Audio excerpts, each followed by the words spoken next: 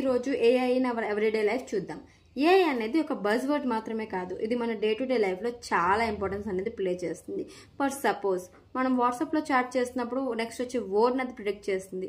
మనం వెళ్ళే రూట్ జీపీఎస్లో వెళ్తున్నప్పుడు ట్రాఫిక్ ఎక్కడ ఎక్కువ ఉంది ఎక్కడ తక్కువ ఉంది అని కూడా మనకి ఈ ఏఐ ద్వారానే తెలుస్తుంది.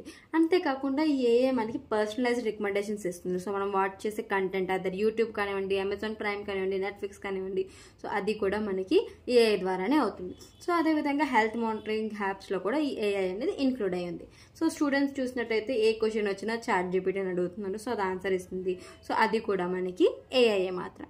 సో మనం ఫోన్ని అన్లాక్ చేస్తున్నప్పుడు ఫేషియల్ రికగ్నైజేషన్, సో అది కూడా ఏఐ. సో ఈ విధంగా చెప్పుకుంటూ పోతే ఏఐ గురించి చాలానే ఉన్నాయి.